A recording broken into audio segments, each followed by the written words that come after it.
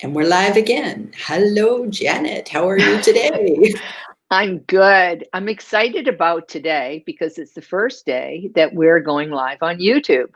So we're live on LinkedIn, we're live on YouTube. So we don't know if anybody's watching us, but we're going to find out afterwards. But I think this is really good that we're using StreamYard and that we have the ability to go to more than one place. Maybe next time we'll do Facebook. But anyways, it's a good test. You always want to make sure it's working and all of that. And also, we created podcasts with us, which we call Digital Marketing Nomads. Woohoo! We've been wanting to do that for such a long time. And, some of these episodes, we'll have to pretend that we're traveling, being that we're not. Well, we're just grounded. We're just temporarily grounded. So you just kind of think of it as like your flight got delayed. Can I be like Tom Hanks? I'm stuck in the terminal and I'm never going to get out again. But anyways, enough of that. Today we're going to talk about the pros and cons of virtual networking because since March, that's all we've been doing.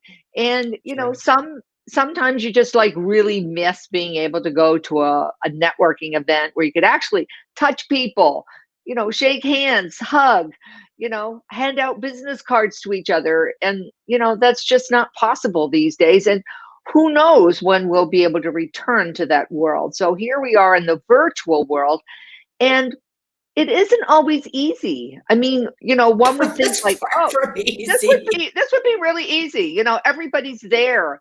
You have no excuse. You couldn't be late. There was no snowstorm. You didn't have to worry about drinking and driving. So there's like no issues with virtual networking, but yet there are some challenges. So there's some pros and then there's some challenges. So let's talk about the cons for a minute, and then we'll talk about the pros. So I think one of the cons is, and this is, I've been in a lot of virtual events, is sometimes I don't get to speak. Which is hard for an extrovert. An introvert just goes, yay, I don't have to speak. Right. Well, I mean, if you're at a networking event, you can just kind of like, you can cage the room out and you can say, okay, well, I'll go over and talk to this people, and you can kind of insert yourself into the conversation. You listen for a little while. And then when the time is right, without being, too pushy or anything, you can kind of insert yourself in the conversation and say, hi, my name is Janet. And, what are you guys all talking about, kind of thing? Or can I have an opinion or give my opinion? But when you're in a virtual event, sometimes you're given your 2-minute elevator speech opportunity, and that's it. Then you have to be silent. And rarely is it 2 minutes. Like you're being extremely generous. A lot of places it's like you've got 10 seconds. And they're just shoving you. They're just shoving you out. Okay, thank you, Janet. Moving on. So and so get to speak. And I find that usually the organizers kind of get to be more verbal than the participants. And then of course, if you have a lot of participants, forget about it. You just went into listening mode. So clearly I cannot call that a networking event.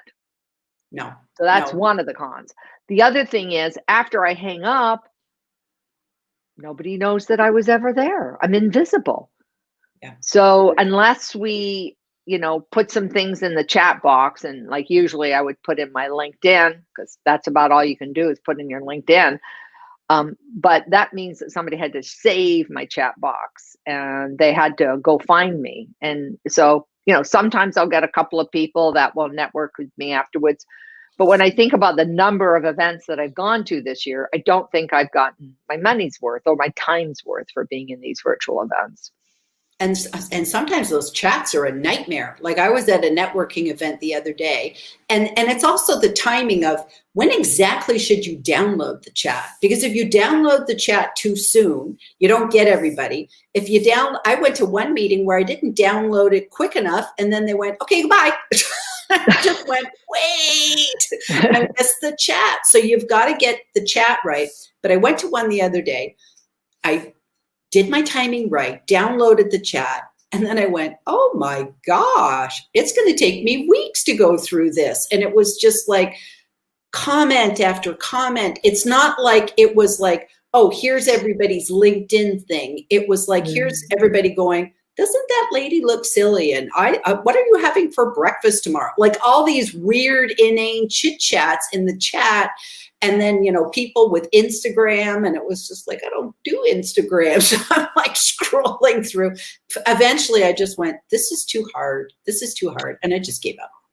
And that's the problem, that we may all network using different social media platforms. We're not all on LinkedIn, and some people Right. don't use LinkedIn at all.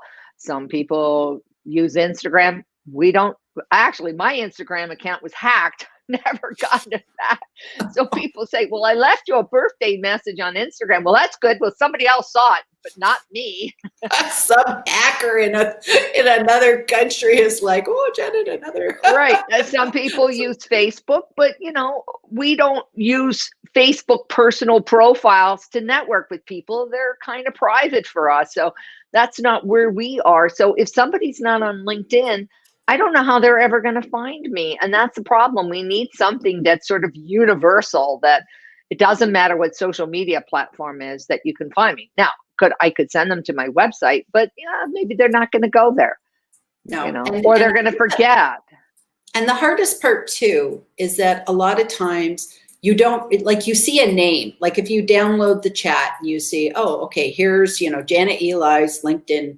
All of a sudden I go, well, who was that? I don't really remember anything about them. So it's like, I might not, if you're in a networking event where everybody's got their 10 or 15 seconds and there's 50 people on the call, I get to about the fourth person and I've zoned out. I don't remember anymore who was a marketer, who was the photographer, and I'm trying to make notes, and then we're on to the next person. And then somebody's like going, is my mic on? Two people Right. talking at once. And it's very disorganized. It's very hard. It's very hard. It is. I often think that the best ones, if I was going to now switch over to a pro, I really like the ones where they do breakout sessions. And, if you can set up breakout sessions, that's kind of nice, like on a Zoom call, because then you could have 4 or 5 people, you could be given a topic and then you could talk about it. And then I feel like you're more likely to be able to connect with them, because you can ask each other, hey, let's connect. And Yes. then, you give each other's, how do you find me? How do I find you? Assuming we're all on the same platform, but at least we can have a better dialogue. And I do know that some virtual networking groups are trying to encourage to do breakout sessions for that very reason, so that you can have that more, it kind of mimics being at a networking party where, you've Yes. got your little clusters of things. But and oftentimes I've gone to networking events where they haven't really encouraged it, or they encourage it for like 5 minutes at the beginning of like when I used to go to real ones, and they give you like 5 minutes at the beginning to talk to each other, and then you'd have to sit down and hear a speaker. So I guess virtual networking isn't really much better than it was going to a coffee or anything, other than I don't have to get up and leave the house at 7 o'clock in the morning to get to a coffee clutch and get the coffee or whatever. So, but if we're thinking about the essence of what a networking event is about, all right, so it's supposed to be about getting to know people, meeting new people, Meeting new people, making connections, possibly helping each other, knowing what each other does, being able to refer each other to other people. And I don't feel that today's virtual events are accomplishing that. Well, I think it sort of depends. I've been to many different kinds. And that's the interesting thing, is that it's kind of not one size fits all. I've been to some that were like speed dating. You showed up for an hour and a half, and literally as an introvert, I was exhausted within about 15 minutes. I couldn't even handle it, because it was just literally, they just said, okay, this is how we're going to do it. You're going to be sent to breakout rooms. And it was like every 10 minutes you went to another room. And it was like, I felt like I was in a revolving door. It was really, really hard to do that. So I didn't care for that. I've been to virtual networking. I went to one and it was like so weird. I had to leave. It was cartoons. It was so, and you think me with my Bitmoji and everything, right? But the interesting thing was it was like some sort of it was like a game or something. And you went in and you had to find a table and select who you were. And I went, this is too odd. I don't like this. I want to talk to real people. So that was not a good fit for me. I have found, for the most part, the ones that work best for me as an introvert, because you're the extrovert, I'm the introvert, we're coming from a different perspective. I like ones where there's a little bit of introduction and, just a quick little couple, 10 seconds, who you are, what you do, and who are you looking for, which I think is always a good one, so that people understand, who is maybe I can refer you to so-and-so. I think that's a good one. But then they have a speaker, and the speaker has something to teach us at the event. And then maybe at the end, we might do some more stuff or do a breakout room or something like that. So I feel as an introvert, I can kind of only handle being social for a little bit. And then I have to sit back and be able to drink my coffee and, just chill out. Yeah. And that's what most even networking events are. There's usually a speaker and somebody talks, unless it's like a happy hour thing, and then it's just all, and I don't even really like those. Even extroverts really don't like to be in crowds of people they don't know. That's true. That's true. We can walk into a thing and you go, well, how come everybody's talking to each other? How come I just arrived and everybody's already in groups? And how do I get myself in those groups? It's like, did I need to be there when they first started? Should I have been there at 5 o'clock? Right. 5:15? Exactly. They all know each other. It's like, does everybody know each other but me? I think it's like some of the New Zealand or Australia. I'm sorry, I've just blanked out for a second, but I think it was like either Australia or New Zealand. They had some LinkedIn local groups, which I wish there was one here, but I don't think there is, or at least I can't speak the language, so it doesn't help me. But, and I think they do some sort of networking games.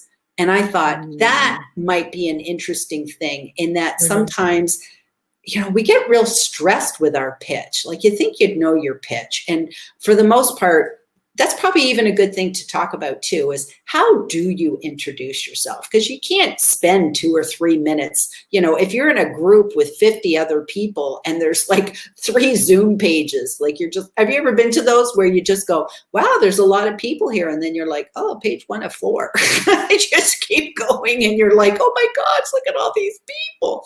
And, and there's people there that you afterwards, you're like, you were there? I didn't even know you were there. You were on page 3. And you don't want to say, oh, hello, my name is Janet Elie. I'm a partner in Launch for Life and I help small business owners. It's like, blah, next. They yanked me off the stage. You got to say something else. We can't talk about the weather. We've talked about, I was with some people yesterday and we were talking about COVID, and one of the people on the call, she got like really depressed. Wow. So we had to cheer her up, because we didn't want her to get off the call feeling any worse than she felt when she got on the call. So that's the other thing, is you got to be careful about the topics. Well, I went to one, and it was really cute in that the facilitator, I thought he did such a good job, because the regular facilitator wasn't there and this guy just jumped in and he did an awesome job. And one of the things he talked about, it was around Halloween, was what's your favorite candy? And everyone had a different candy. And it was kind of a fun thing, in that people's personalities came out, and it's like, oh yeah, that's the Mounds guy, and this guy was Milky Way and this guy liked Kit Kat. And it was a way for us to express a little bit of our personalities and let that light shine through. So it wasn't just about, oh, I'm a video coach, or I'm a marketing coach, or I'm a social media manager, or, yada, yada, yada.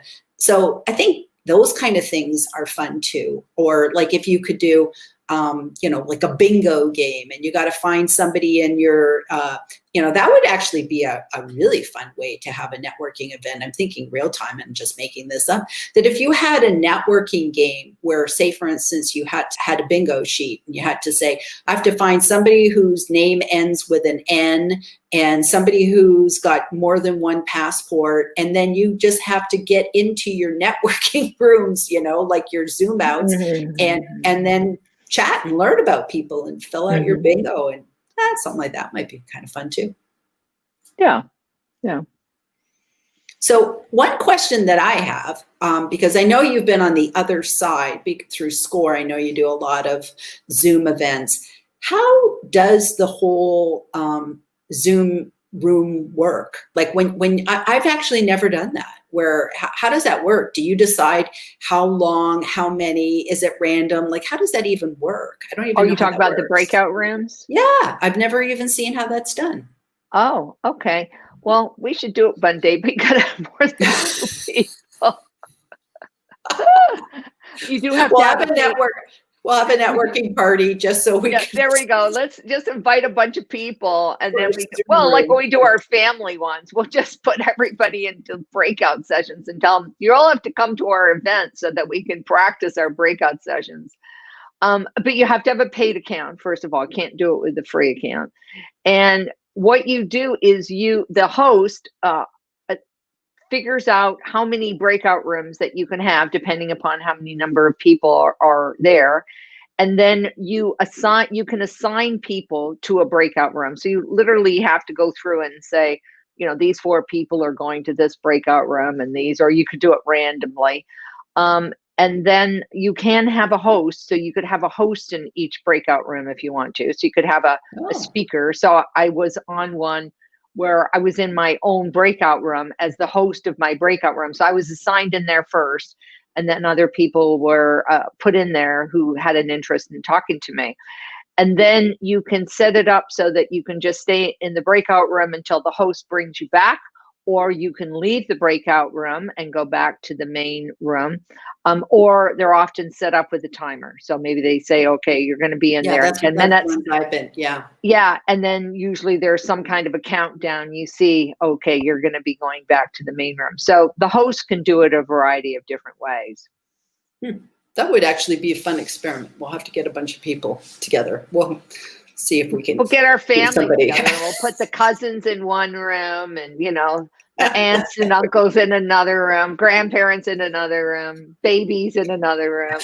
There we go. So one thing that kind of comes up over and over again is probably networking etiquette. In terms of, whenever you go to any kind of virtual networking event, there's a couple things. These would be my tips. So one of my tips is turn off your mic. Turn off your mic until, it's your turn to speak. Because there's nothing worse than the garbly stuff coming, and we hear your dog and you're shuffling papers around, and, or talking to somebody. Or eating or talking or something like that. So that to me is a huge etiquette thing. Just turn off your mic until it's your turn. And then the other thing that I'd have to say is, if you're on a phone, turn your phone, so that you're just not this like strange, like turn your phone so it's horizontal and not landscape. Oh, you mean, so you want it that way, landscape. Okay. Yeah. Yeah. So I think that's a really important thing, to have your phone the right way. And then this was a tip I learned the other day. I'll give a shout out to Brenda Meller, because she mentioned it on a networking event that I was at. And I thought it was a really good tip. Somebody was having problem with their internet. So they were like asking a question and breaking up and stuttering. And then they'd say, sorry, can you hear me now, type of thing. And she made a suggestion in the chat that if you're ever in a networking event and it just seems that your network is not stable, call in. And that way, if your audio freezes, it won't matter, because we'll still hear you, because there's nothing worse than a stuttering, call. So sometimes the best thing is turn off your picture and, let us see your picture, but to call into the meeting and then we can still hear you. I mean, mute your audio. Mute your audio and use your telephone. Yeah, dial into the meeting. And I thought, wow, that's a really great tip. And then the other tip, another one for Brenda Miller, because she was really spot on that day. She talked about if you ever put a link in the chat, make sure you put in the whole https://. If you just put if you put launchforlife.com, it wouldn't be clickable. But if you do the whole https://, then it makes a clickable link so people can click it in the chat and go off to a website. But those two kind of cool things. Well, that would make sense too, that if there is somebody in the group that you do want to connect with, just don't wait and save the chat. Click them right then and there. Yes. And then it's on assuming you're on your computer, and then you can just save, then they'll be in your browser. And then after the call, you can then go in and, link in with them or Instagram in with them or whatever it is that you want to do. Agreed. And then I think another thing is, if you say you're going to be there, be there. I think that's the thing with the virtual events. I think we get piggish and we over sign up for things. We sign up for this webinar, that webinar, and you have to think of the organizer, what the organizers must go through when they have events, okay, yes, a webinar, we sign up to get the recording and that sort of thing. But a networking event, it's like, always make sure that you recognize that everybody else is there. And also too, go with this attitude of who can I help and connect? Because just because somebody's not a good fit for you, it's like I could meet somebody who's like, I don't know, like a contractor. And it's like, I live in an apartment. I don't need a contractor. It wouldn't make any sense to me. But maybe I know somebody that could use that person. So I think it's not just about who can I sell my stuff to. It really should be, who could I connect this person to? Or maybe I just want to say to myself, I work a lot with web developers. So it would be good for me to know somebody who's a Wix developer, WordPress developer, Wix, Weebly. I might want to have all these different web developers that I could fall back on, and photographers. And, so kind of think about all the different people you would refer to and begin to build what we used to call a Rolodex of contacts that you could, network with later. So I think that's important too. Well, and that kind of bears, being able to have a contact, and you might not necessarily want to link in with them because, you might not want to be following their posts, but you want to keep their name in your Rolodex for future reference. So how do you do that? You need a tool. You need something that's going to be able to help you with that. And I don't know if there's anything that's been invented that helps you with that. Well, most of it you have to kind of do by hand. You have to do by hand. Right. But there is something that's been invented. Yes.